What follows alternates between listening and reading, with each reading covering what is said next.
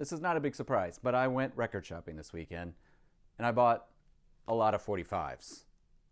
Right after the break, we'll see how many of these we can go through, and I'll tell you what some of my favorites are.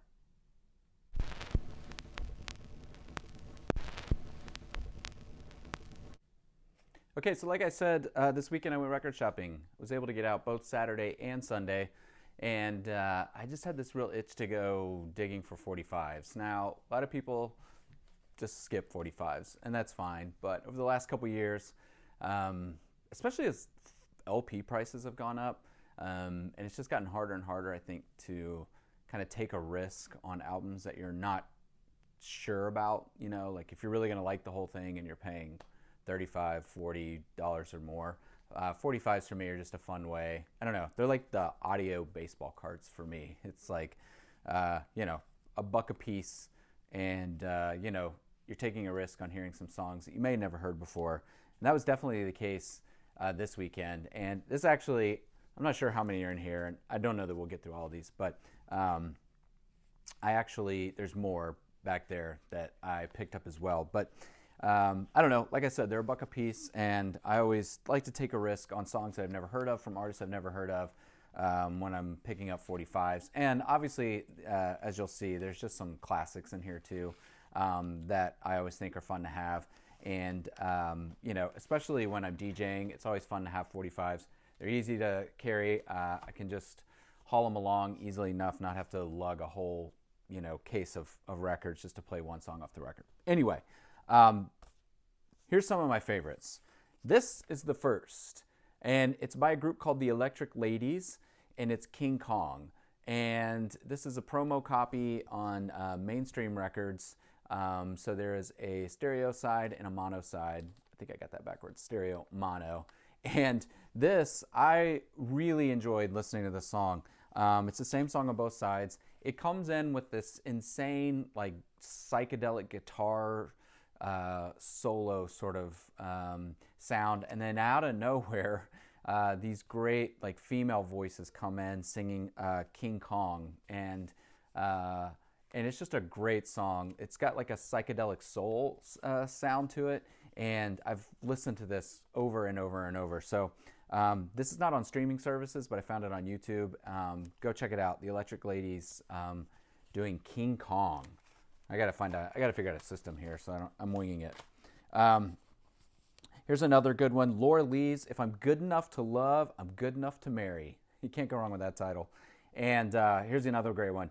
"If you can beat me rockin', you can have my chair." So I actually preferred the "If I'm Good Enough to Marry," or excuse me, "If I'm Good Enough to Love, I'm Good Enough to Marry" track. Great female soul release on Hot Wax Records. This one is by The Family, so it's actually an instrumental version of Sly Stone's The Family Affair, and the B-side is called Nation Time. You'll have to excuse my handwriting on these labels, but it's BPMs for when I'm DJing, so I'll know how they fit. But this is a great instrumental track. I'll skip this one. Well, I'll tell you real quick. Retta Young, "Sending Out an SOS." It's white label, promo copy. A little disco-y, but still kind of fun. I found a ton of white label ones, so I'll just, I found a couple of Junior Walker and the All-Stars. This is "Dancing Like They Do" on Soul Train. I love the soul, just the white label that says soul. This is Freddie Robinson's "Black Fox." Excuse me, that's upside down for you guys. Great kind of instrumental jazz track. Linda Clifford's "March Across the Land." And the B-side on that is "It's Gonna Be a Long Winter." Great female soul vocals. Midnight Movers, "Put Your Mind in Your Pocket." Great kind of funky song. With the other side is called "Truckin'." It's an instrumental track. I was really excited to find this one. I figured I already had it, but I didn't. And I believe this is the A-side. It's basically Parliament's "Agony of Defeat," and then the B-side is "The Freeze" with Sizzling Mean. I don't even know why I tried to pronounce that. I always pick up Parliament or Funkadelic 45s when I find them, especially if they're a great price. like $1. Uh, this one was really fun. It's Monk Higgins and the Specialties. Gotta be funky. And then the B-side is just Waterbed.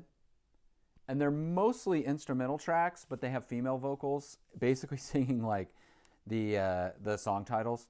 The best is Big Waterbed because it's just these female vocals that come in. It's like Big Waterbed over and over. That's going to be a fun one to play.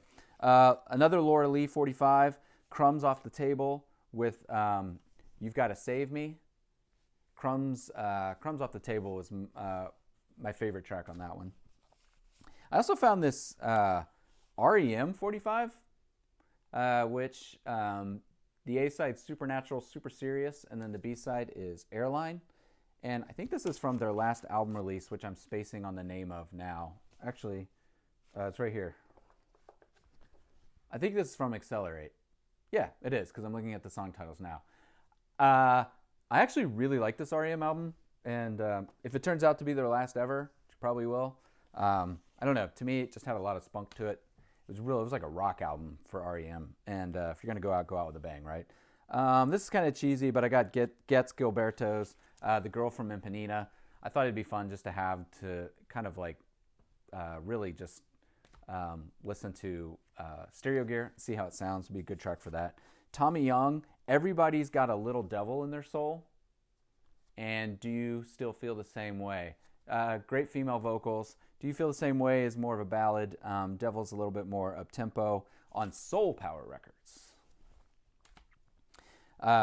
Leon Haywood, Stroke in Part 1, and of course, Stroke in Part 2.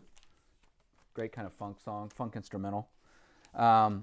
Really enjoyed this one, which is by the KGs, You've Got to Keep on Bumpin' Part 1, and it is on Gang Records.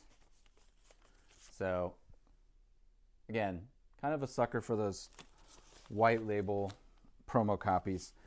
Here's another one. This one was kind of entertaining.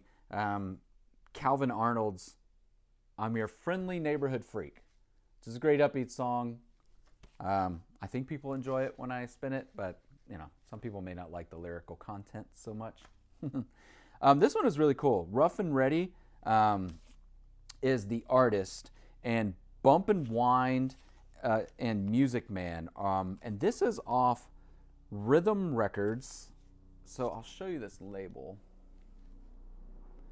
And I had to grab this one just because it looks strange, but also because it was recorded at Hemp Hill Recording Studio in Midfield, Alabama. And I grew up in Alabama, and I'm not even sure where Midfield is. The record label was out of Chicago, Illinois. And this kind of has like a psychedelic soul sound to it as well. I really enjoyed Bump and Wind, which is the A-side, and I'm definitely looking forward to playing that. Okay, so I've always been a sucker for Jimmy Ruffin's What Becomes of the Brokenhearted. I think it has one of the best bridges in Motown history of songs. And I have a copy of it on 45, but I was excited to find the white label promo copy of it. So same song on both sides, but again, I'm a sucker for those little, just where it just says Motown. There's like no logos or anything really. Prince, You Got the Look. I have the LP, but as we know, Prince songs are rather lengthy. So it's always nice to have the 45 because if you want to spin it, you don't have to really cut it down too much. This is less than a 4-minute version. The B-side to this is Housequake. Hey, I think we are going to get through all these. Gwen McKay's Move Me Baby. Ignore the Philadelphia International Records sleeve. This is actually on Cat Records. Is that Cat or is it Black Cat? I don't know, because there's a cat. Yeah, it's probably just Cat. But Move Me Baby is a great female soul track I look forward to play. And then I found the Nightlighters, KG, which I'm sure a lot of people are familiar with. It's kind of a beat-up copy. The B-side is Tanga Boo Gunk.